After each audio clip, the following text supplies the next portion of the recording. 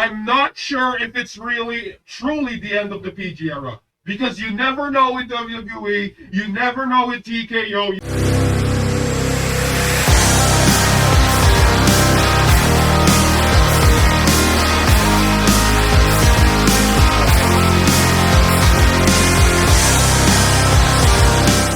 Hello everyone, my name is Anonymous Something.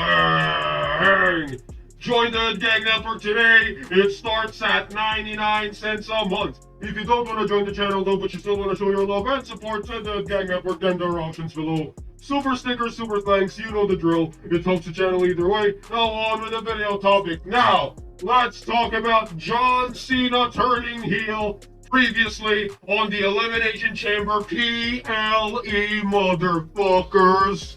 Okay, now we all know by now that John Cena, he turned heel. He became the bad guy now. He turned into a villain now, which is very cool, right? Yes, I know people are gonna say, oh, he was a heel before he was a face, alright? This was not the first time John Cena was heel. No, motherfuckers, you don't get it, alright?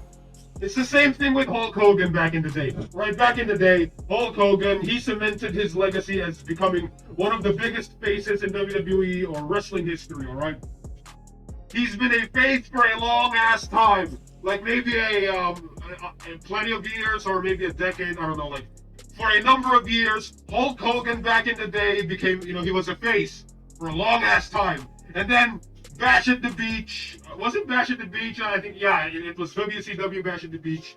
He joined the Outsiders with Scott Hall and Kevin Nash. He turned heel, formed the NWO, alright? That's what happened with Hulk Hogan, alright? Same thing with John Cena. Face for a long ass time, then after all these years, after all these decades, John Cena finally, he turned heel, alright? Now, I already talked about him turning heel in the previous video, but I want to go deeper into that shit in this video, right? Now, I think it's a big deal because we all know John Cena is, he's one of the biggest faces in WWE, but now he turned heel. Now he's a heel, and I gotta say, him being a heel, it fits perfectly with him. He's got the look.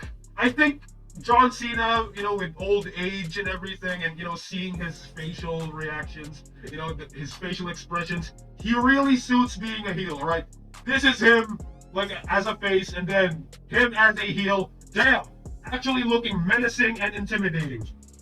Now here's the thing. I saw a comment, and I saw your comments in the previous video, and you guys have been talking about, oh, it's the end of the PG era, blah, blah, blah. RIP PG era, blah, blah, blah. And finally the PG era ends. Now I'm not sure about that. I really hope it's, it truly is the end of the PG era. I'm not sure if it's really, truly the end of the PG era. Because you never know with WWE, you never know with TKO, you never know with the fucking, sponsors and everything. You never know.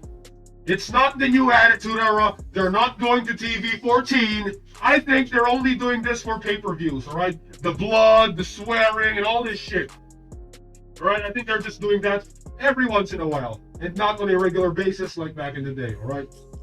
I think, yes, it's still kind of PG, but they're not childish like back in the day. You guys remember like back in the day, the Barney character type John Cena? John Cena back in the day, he was a Barney character during the peak of the PG era. And I think it's very symbolic. John Cena turning heel. It's very symbolic. It truly is. It's like a symbolic, like, him turning heel. It only means one thing. John Cena turning heel, that's like the catalyst of, okay, this is where the PG era truly dies. The PG era dies with John Cena turning heel. And I think that's beautiful. That is beautiful writing. That is beautiful. Like, it's beautiful, man. Very beautiful. And I remember, like, there are some comments that I saw. Bray Wyatt, he teased this a long time ago. Well, I think it was WrestleMania 2020, I forgot which WrestleMania was that, 36, I guess. During the pandemic era WrestleMania, right? So they had this shit. They had like a cinematic match with Bray Wyatt, John Cena versus Bray Wyatt, and they had like a Firefly Funhouse match. And there was this part in the Firefly Funhouse where we saw an NWO John Cena, hinting at Hollywood John Cena. And I think that's like, John Cena getting defeated, John Cena losing on that WrestleMania. I think that's like that's very symbolic, and it shows that, oh, this is where John Cena, this is the end of the Super Cena. I think that's the end of the Super Cena, John Cena character. That was the end, right? And then after that, what we're getting now is John Cena trying to revive his Super Cena type character, but he can't, he can't overcome the odds. He always loses, and now he's had enough. That's why he turned to the dark side. That's why he turned he turned heel. And there were people were talking about John Cena wanted to turn heel for years, but Vince McMahon didn't want to. Vince McMahon didn't let him turn heel, right? John Cena, with Vince McMahon, senile Vince McMahon gone, John Cena finally now has, he's got the freedom to turn heel, finally, right? Which is very amazing. I think, I kind of agree with people here. They're trying to say, oh, this is the end of the PG era. I kind of agree, right? I don't agree fully, because you never know with WWE. They might turn childish again. They're not really rated TV-14 yet. They're still rated PG. I mean, if you look at the ratings, they're still PG. Most of their shows, or all of their shows, are still PG. PG-13. But here's the thing, you can do a lot with a PG rating, right? It's just that back in the day, during the PG era, they were so childish. Yes, they were rated PG-13, rated PG, but it's still, they made it super childish. But now they can finally get away with a bunch of shit. Swearing, they love that. And not only with the wrestlers swearing, even the commentators, they were swearing as well. I rewatched the John Cena shit, and Michael Cole actually, he swore during that beatdown. Michael Cole said something along the lines of, this shit, right? He said shit. Cody Rhodes said fuck, and there was blood. Amazing, amazing. WWE, you better keep this shit up. Keep this shit up. You have to continue with this shit, right? Don't look back. Continue with your direction, with the direction you're going, all right? More swearing, more blood, more edgy shit, swerves, plot twists. We need that shit. Keep us entertained. This is the road to WrestleMania. For fuck's sake, road to WrestleMania. Keep us entertained, all right? We need to be entertained for the road to WrestleMania, because if not, then people might lose interest, all right? Keep this shit up.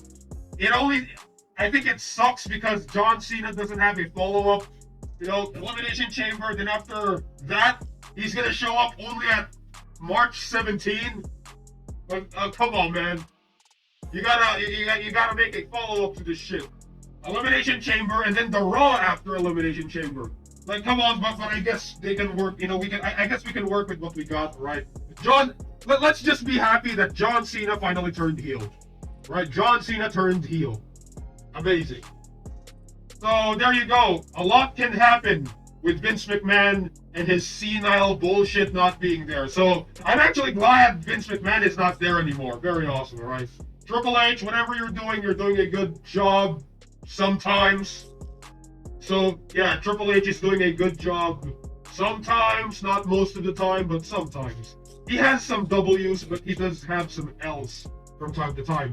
My name is Anonymous Something, and I'll see you all in the next video. I approve this fucking message, and AS Rhodes.